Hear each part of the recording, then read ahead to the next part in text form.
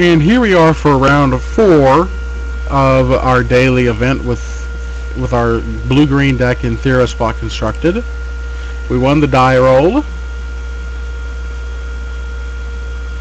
We elect to keep this hand because we've got our turn 2 plant, and we've got a turn 1 Sedge Scorpion. We go ahead and make our plant and attack for 1. And our opponent is on the black-white-red deck, which means that dissolve that I just scried is definitely staying on top. I want to be able to counter his Ember Swallowers or Storm Breath Dragons, so dissolve is fairly important to me in this matchup. We attack for a ton, we make a Sphinx. I've got cards in my hand. He goes ahead and concedes on turn 4. Sideboarding for this matchup, I recall taking out the Scorpions and bringing in a couple of Bidents and a couple of Disciples.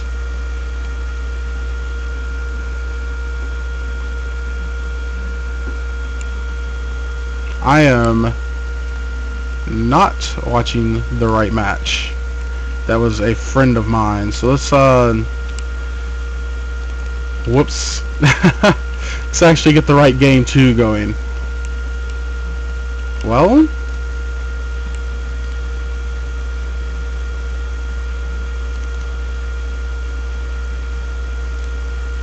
cancel this.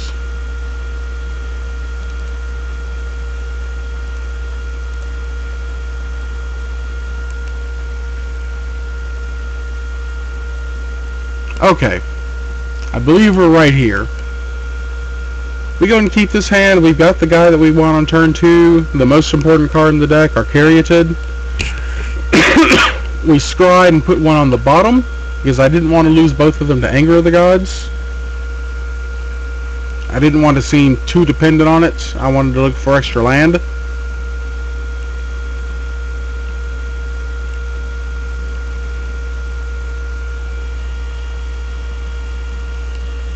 We made another scry land and put a card on top and passed the turn. We make our Boon Satyr. The card that we scried was a Curse of the Swine. We make our Prophet and attack for 4.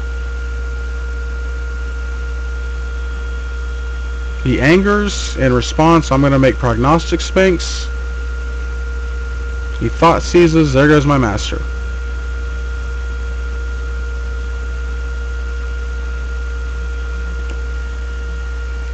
We left World Eater on top.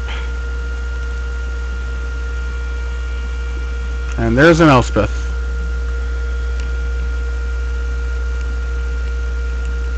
At this point, I'm thinking I'm fairly good. I can race.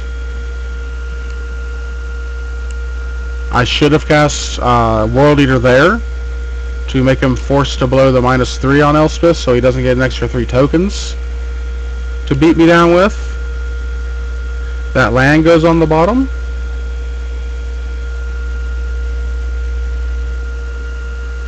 Now we cast a World Eater. Now my World Eater is destroyed. And he has a Storm Breath Dragon as a blocker. There's my Bident. I of course choose not to attack. He Magma Jets me. And at that point, I believe I conceded because he has Monstrous for the Storm Breath Dragon. Okay, this is game 3. This hand's fairly weak, but I want to keep it because eventually it draws me into turn 2 Caryatid anyways. And now I start drawing nothing. Just blank after blank after blank. But I've got my Boon Satyr who gets downfalled. Got a couple of Voyages ends.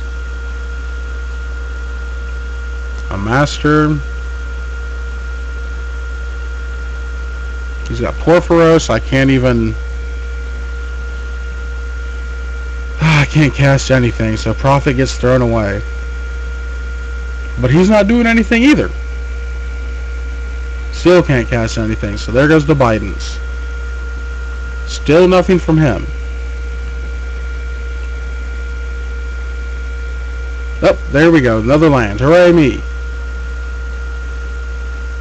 I probably could have made World Eater there, but with him having 6 cards in hand and so much mana, I didn't feel comfortable making it. Like, I wanted to get profit out and protect the profits. We went ahead and put that Sphinx on the bottom. He thought seizes me, I lose my other Sphinx. We make another Caryatid.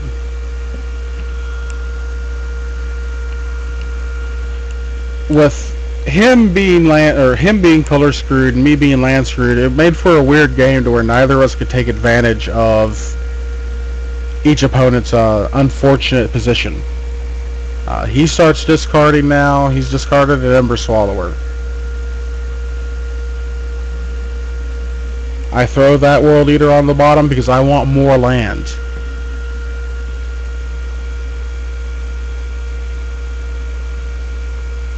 I finally make a World Eater. I have a Dissolve. I choose not to use it. I was baiting the removal. I don't know why I didn't bait it with something else. I could have baited it with profits. We have the the Dissolve for the Ember Swallower. We keep the land on top. We make our profit.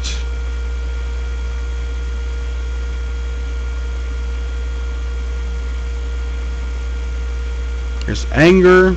I go ahead and Voyages in my profits. I could have dissolved it if I had chosen to, but I dissolved the Thoughtseize instead. We go ahead and put that island on the bottom.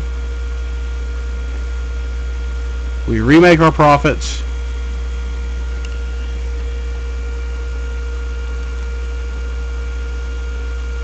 And he's got a dragon. Porphyros knocks me to 16.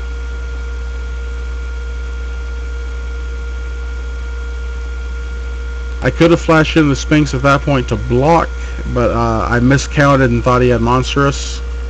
There was a Dissolve on top. We give him a Pig. Attack with the team. We just stacked 2 Boon Satyrs and a Dissolve. I believe the Dissolve was on top so that I could actually have it, but I may have stacked it Boon, Dissolve, Boon. That puts us to 8. His second dragon puts us to 6 and makes his Porphyros active. Everyone attacks.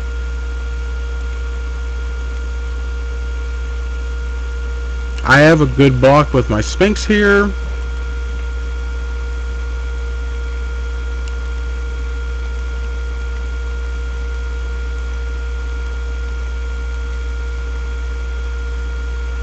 I'm going to Voyage in the God of the Forge eventually. That shows a Dissolve. So this Dissolve goes to the bottom, which leaves me open a Boon Satyr. Okay, I'm at 2. He's got 2 Storm Breath Dragons. He's got the mana to Monstrous 1. And he's got a Boar. He's at 9. My only out is for him to not block. So I attack. Do my Scry. Put a card on the bottom. Put a card on the bottom. Put a card on the bottom. And then make a sad face. Hoping that I have made him comfortable enough to not block my profits.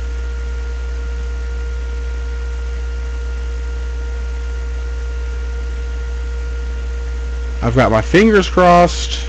I'm hoping for the best. I'm hoping that he just skips blocks. No blockers. Slam down the boar and attack for Exacties. So on turn 19, I won a game that I had absolutely no right winning. Ended up going 3-1 in the daily events, and really enjoyed the blue-green deck. The red-white-black seems to be a nightmare matchup for me, and it might be able to be fixed in the sideboard. But as it stands now, I highly recommend playing this deck. Theros Block is still relatively young, and there's a lot of things that can be done in the format if you're willing to put in the work. So check out the deck list on mtgonline.com. See if anything catches your eye in the daily events. Maybe ask around for lists. And with that said, thanks for watching this episode of Outside the Deck Box on Pure MTGO. I hope you have a great week. Thanks. Bye.